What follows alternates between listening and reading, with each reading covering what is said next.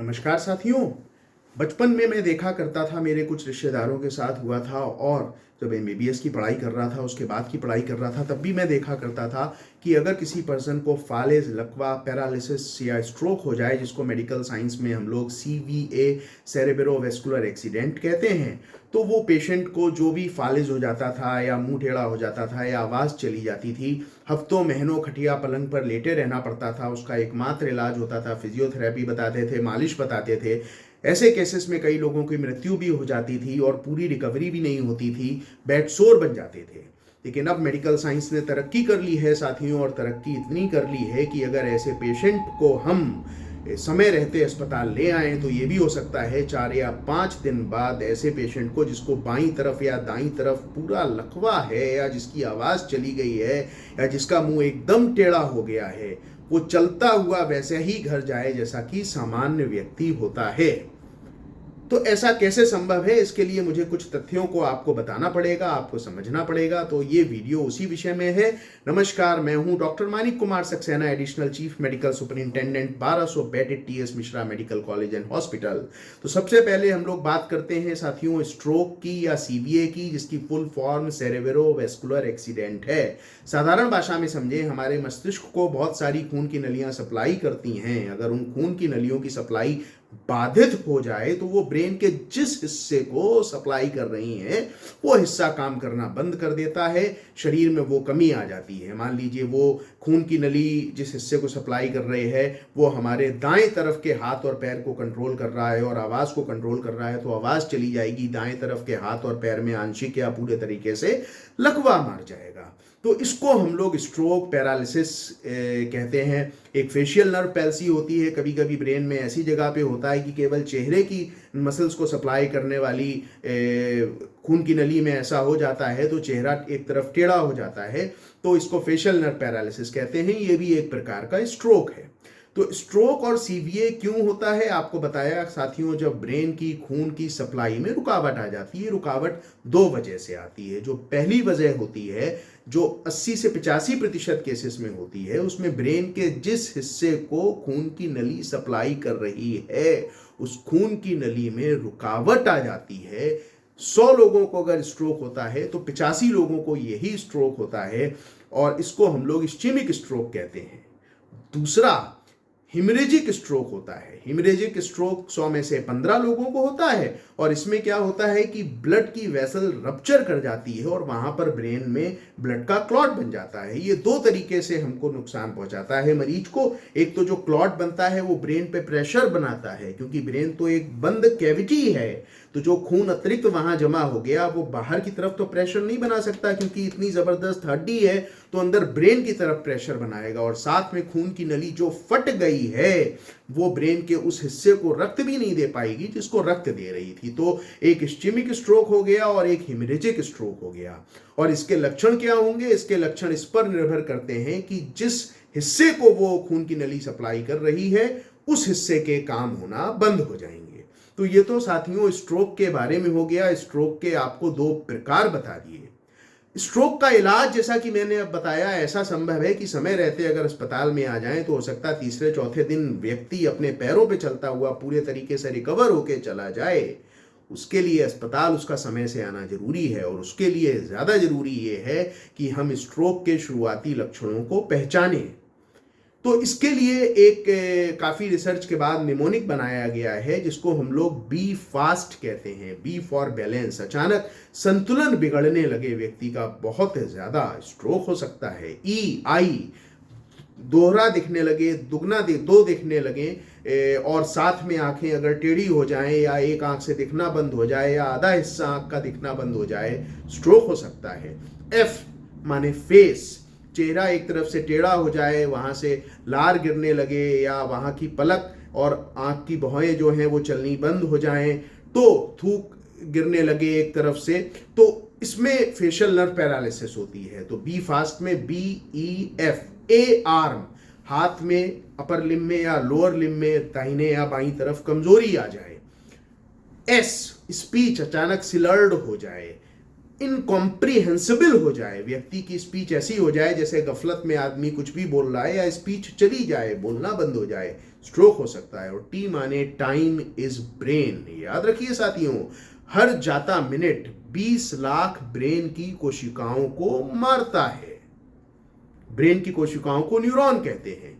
तो जितना देर हम अस्पताल पहुंचने में करेंगे, उपयुक्त ट्रीटमेंट देने में करेंगे, उतना ही ज्यादा ब्रेन को इरिवर्सिबल लॉस होगा, रिकवरी के चांसेस उतने ही खराब होते जाएंगे। तो ये बी फास्ट हम सबको याद रखना है, और हमारे अपने सगे संबंधियों को भी बताना है कि इनमें से अगर कुछ भी हो तो तत्काल ऐसे अस्पताल ले जाएं जहां पर सीटी एमआरआई की सुविधा है। अब साथियों, हम लोग स्ट्रोक के इलाज से पहले इस पर आते हैं। मेरा हमेशा से मानना है prevention is better than cure. Prevention हमेशा क्योर से अच्छा होता है। तो स्ट्रोक के अगर हमको रिस्क फैक्टर्स पता है, स्ट्रोक क्यों होता है, और अगर हम उन रिस्क फैक्टर्स को अवॉइड करते हैं, तो यकीन मानिए स्ट्रोक होने की संभावना न्यूनतम हो जाती है। तो दो तरीके के रिस्क फैक्टर हैं, modifiable, non modifiable. Non modifiable जिसमें हम कुछ कर ही नहीं सकते, जैसे एज। बढ़ती एज में स्ट्रोक के चांसेस ज़्यादा होते हैं, क्योंकि जैसे जैसे उम्र बढ़ती है हमारे शरीर में क्लॉट बनने की टेंडेंसी बढ़ती चली जाती है। और दूसरा चीज़, हमारी ब्रेन की जो ब्लड नलिकाएं हैं, पूरे शरीर की ब्लड नलिकाएं हैं, वो भुरभुरी हो जाती हैं, उनके फटने की आशंका बढ़ जाती है। अब एज बढ़ रही है, इसको तो बढ़ रही है, नहीं रोक सकते। जेंडर, मेल में ज़्यादा होता है, अब कोई पुरुष पैदा हुआ है तो पैदा हुआ है, ये रिस्क फैक्टर भी नहीं बदल सकते। रेस, ब्लैक रेस, हम सब एशियन ब्लैक रेस में आते हैं, तो अब पैदा हो गए एशिया में तो हो गए, अब उसको कैसे बदलेंगे। इसी तरीके से हेरिडिटरी, अगर माता पिता में या परिवार में, बाबा दादी में, नाना नानी में स्ट्रोक की हिस्ट्री है तो स्ट्रोक होने की आशंका ज़्यादा है, इसको भी नहीं बदल सकते। लेकिन बहुत सारे रिस्क फैक्टर्स हैं जिनको बदल सकते हैं, और जो हमारे हाथ में है, 3 बहुत इंपॉर्टेंट हैं, जिसमें सबसे पहला है हाइपरटेंशन। याद रखिए, स्ट्रोक, फालिस, पक्षाघात, लकवा, इसमें जो सबसे महत्वपूर्ण रिस्क फैक्टर है वो अनियंत्रित ब्लड प्रेशर है। लोग अचानक से ब्लड प्रेशर की दवा खाना छोड़ देते हैं, ब्लड प्रेशर बहुत शूट अप कर जाता है, या ब्लड प्रेशर का उनको पता ही नहीं होता, स्ट्रोक का सबसे मुख्य कारण है। दूसरा, अनकंट्रोल्ड शुगर, अगर डायबिटीज है, आप शुगर कंट्रोल नहीं कर रहे। तीसरा, डिसलिपिडीमिया, बैड कोलेस्ट्रॉल बढ़ रहा है, अच्छा कोलेस्ट्रॉल कम हो रहा है। ये तीनों चीज़ें हमारे हाथ में हैं। हम दवाओं से, एक्सरसाइज से, या जिस किसी चीज़ से भी इनको नियंत्रित रखेंगे, स्ट्रोक की आशंका न्यूनतम हो जाएगी।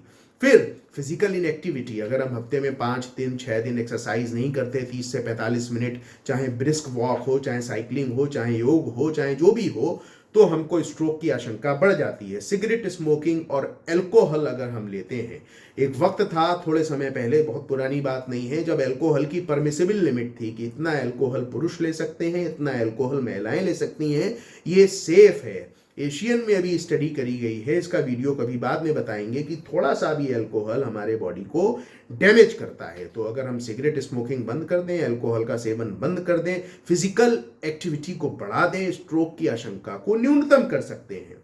फिर कुछ नए जमाने की चीजें हैं, स्ट्रेस, न्यूक्लियर फैमिली होने की वजह से job pressure, performance pressure, peer pressure, promotion, loan, EMI, तमाम ऐसी सारी सुरक्षाएं हैं जो हमको बहुत ज़्यादा स्ट्रेस देती हैं, स्ट्रोक के खतरे को कई गुना बढ़ा देती हैं।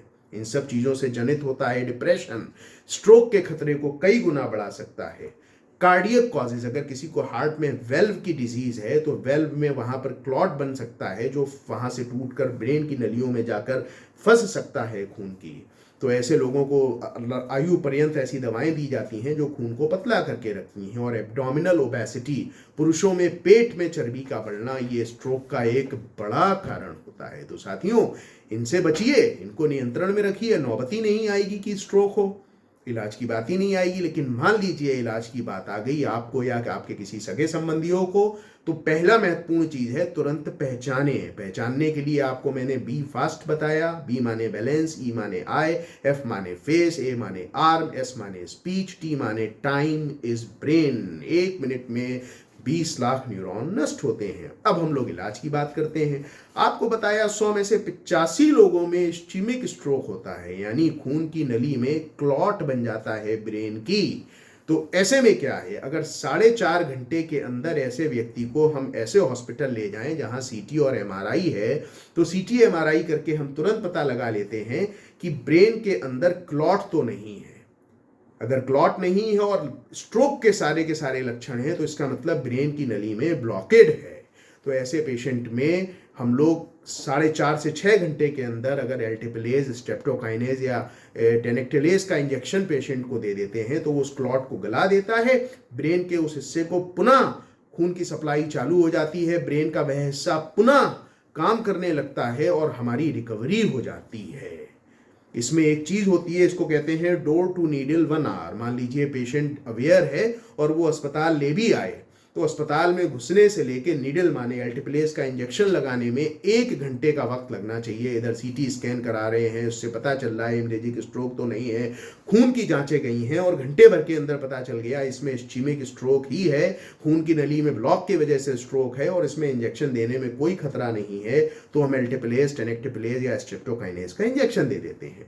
दूसरा जो लेटेस्ट मोडेलिटी है, मान लीजिए ब्रेन की किसी नली में ब्लॉकेड है और हमको लगता है वो एल्टिप्लेज या टेनेक्टेलेज या स्ट्रेप्टोकाइनेज से नहीं सही हो सकता, तो इंटरवेंशनल रेडियोलॉजी आती है। इसमें क्या होता है, एक जैसे कैथेटर होता है कार्डियक, जब हमको हार्ट अटैक पड़ता है तो एंजियोग्राफी करते हैं, एंजियोप्लास्टी करते हैं, खून की नली से एक स्टंट डालते हैं जो वहाँ तक जाता है और वो एक कैमरे पे हमको दिखता रहता है, मॉनिटर पे। ऐसे ही ब्रेन में हम जाते हैं और ब्रेन में जाके देखते हैं कहाँ पर क्लॉट है, उस क्लॉट को हम लोग या तो तोड़ देते हैं, मैकेनिकल एम्बोलेक्टमी कर देते हैं, या उसको बलून से वहाँ से हटा देते हैं और ब्रेन के उस हिस्से को ब्लड की सप्लाई चालू हो जाती है। तो जो आधुनिक अस्पताल हैं वहाँ पर इलाज की ये पद्धति उपलब्ध होती है, लेकिन इसमें भी अगर समय से पहुँचेंगे तभी फायदा करेगी। अगर बहुत ज़्यादा ब्रेन की सेल्स की डेथ हो जाएगी फिर इसको करने का कोई फायदा नहीं होगा, क्योंकि ब्रेन की जिन सेल्स की डेथ होती जा रही है वो पुनर्जीवित नहीं करी जा सकती।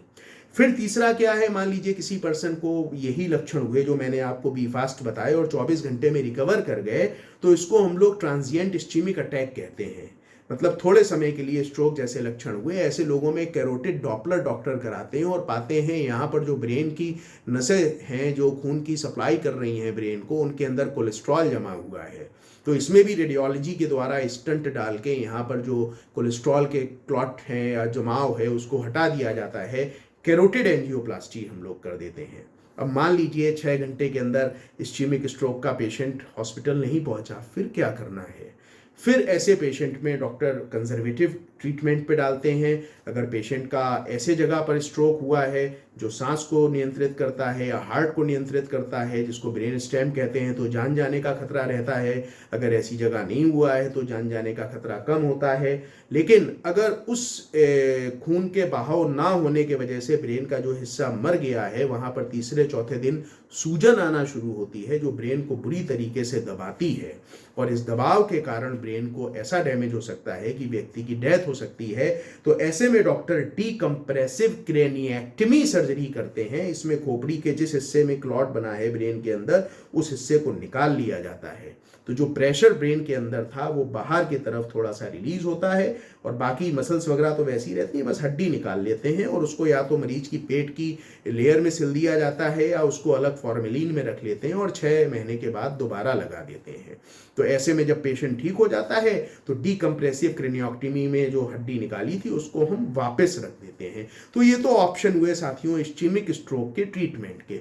हिमरेजिक स्ट्रोक के ट्रीटमेंट में क्या ऑप्शन है? अगर हिमरेज छोटा है, ऐसे हिस्से को इन्वॉल्व कर रहा है जहां जान का खतरा नहीं है, तो यूजुअली कंजर्वेटिव मैनेजमेंट करते हैं, दवाओं से देते हैं, सर्जरी की आवश्यकता नहीं होती। अगर बड़ा है, हमको लग रहा है कि अगर हम इस क्लॉट को नहीं हटाएंगे तो ये ब्रेन में दबाव पैदा करेगा और व्यक्ति का ब्रेन काम करना बंद कर देगा, तो ऐसे में हम लोग जो सर्जरी करते हैं उसको सर्जिकल डिकम्प्रेशन कहते हैं। इसमें ब्रेन में सर्जरी करके क्लॉट को निकाल लिया जाता है।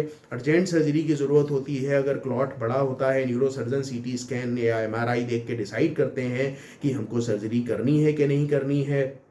कभी कभी ब्रेन में रस्ते होते हैं जिसमें ब्रेन का पानी बहता है, उनको हम लोग वेंट्रिकल कहते हैं। उन वेंट्रिकल के अंदर ब्लड जमा हो जाता है तो एक बाहर से ट्यूब जैसी डाल देते हैं जिसको हम लोग इंट्रावेंट्रिकुलर ड्रेनेज कहते हैं और वहाँ से खून बाहर की तरफ निकल आता है। तो हेमरेजिक स्ट्रोक्स के ये 3 ऑप्शंस हो गए। लेकिन जैसा कि आपको बताया कि अगर 100 लोगों को स्ट्रोक है तो 85 को एम्बॉलिक होता है, 15 को हेमरेजिक होता है। और दोनों ही केसेस में ट्रीटमेंट रिवोल्यूशनाइज हो चुका है। है, क्रांतिकारी तरीके से आगे बढ़ चुका है। तो पहले तो आप लोग ये देखें कि स्ट्रोक के रिस्क फैक्टर क्या है, इस वीडियो को आगे से ज़्यादा बढ़ाएं, जिससे लोगों के अंदर जिनमें रिस्क फैक्टर हैं उनको रोकें तो उनको स्ट्रोक ना होने पाए। दूसरा, मान लीजिए स्ट्रोक हो जाता है तो बी फास्ट अगर पता है तो जल्दी पहचानेंगे, जल्दी अस्पताल जाएंगे। ऐसे अस्पताल को चयनित करिए जहां सीटी स्कैन है, एमआरआई है, जहां एल्टिप्लेज, टेनेक्टिलेज या स्ट्रेप्टोकाइनेज इंजेक्शन की सुविधा है, या जहां पर इंटरवेंशनल रेडियोलॉजी की सुविधा है। तो सजग रहिए, स्वस्थ रहिए, जानकार बनिए। जानकार बनेंगे तभी हम अपने स्वास्थ्य के प्रति प्रिवेंशन और अर्ली ट्रीटमेंट वाले फिलॉसफी को लागू कर सकेंगे। बहुत बहुत धन्यवाद साथियों, बहुत बहुत धन्यवाद।